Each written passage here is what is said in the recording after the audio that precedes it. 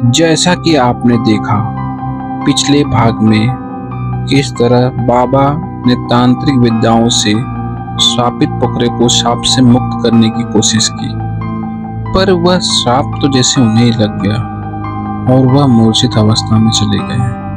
अब आगे इन सब घटनाओं के घटने के बाद गांव के एक बुजुर्ग व्यक्ति ने जैसे मुखिया जी पे धावा ही बोल दिया। मुखिया जी, क्या कर रहे हैं आप? आपको तो इस पद से हट जाना चाहिए। उनके साथ जैसे गांव वाले भी हो गए। हाँ हाँ भाई, हटा दो इन्हें, कुछ नहीं हो रहा इनसे।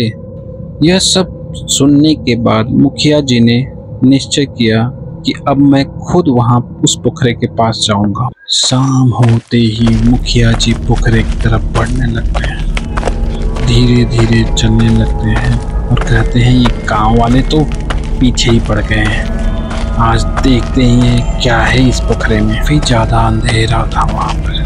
मुखिया जी लड़खड़ाते कदमों से वहाँ जाते हैं। पानी को जैसे ही हाथ लगाते भी अचानक आवाज आती है, रुको। अरे बाप रे, ये कौन है? कौन हो तुम? मैं डरता उड़ता नहीं हूँ, सामने आओ। मैं बालक, मैं एक शापित आत्मा हूँ, मुझे देवताओं द्वारा श्राप मिला है। तो क्या करूं मैं? हमारे गांव वाले को क्यों परेशान कर रहे हो और क्या मकसद है तुम्हारा यहाँ आने का? मैं यहाँ आया नहीं हूँ, मुझे श्राप मिला है जिसकी वजह से मैं पानी बन गया हूँ। श्राप? कैसा श्राप? शाम के समय जो भी मुझे छूता है, अगले दिन सुबह उठते ही वह जो भी सोचता या बोलता है वह सच हो जाता है। क्या बात कर रहे हो? ऐसा भी होता है क्या? हाँ, अभी तक जो भी हुआ है इस श्राप की वजह से ही हुआ है। यह सुनते ही मुखिया जी का दिमाग खुल जाता है और वह सोचने लगते हैं, तब तो मैं इससे ढेर सारी अपनी सारी इच्छाएं पूरी कर सकता हूँ, मुझे जो चाहिए सब पा सकता हूँ। मुखिया जी को जैसे पारस पत्थर मिल गया।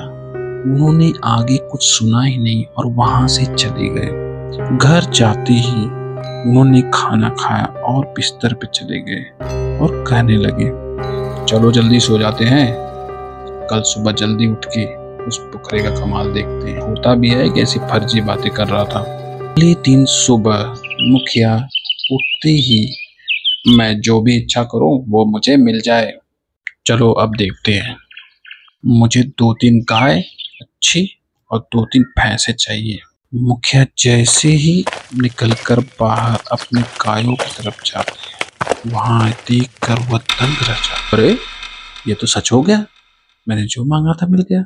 मुखिया जी की खुशी का ठिकाना ही नहीं रहा। मुखिया जी रोज सुबह उठते और रोज एक नई इच्छा मांगते। देखते देखते मुखिया जी के हालात बदल गए।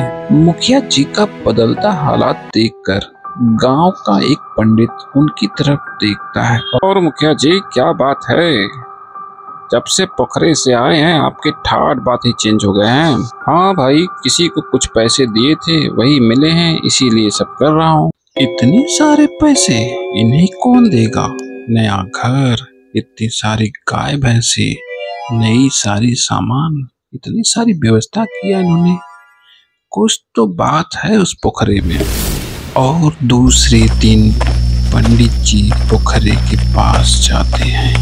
पानी को जैसे ही हाथ लगाते हैं तभी आवाज आती है, रुको। कौन हो तुम? कौन हो तुम? हाँ, ये क्या है? ए बालक, मैं एक शापित आत्मा हूँ,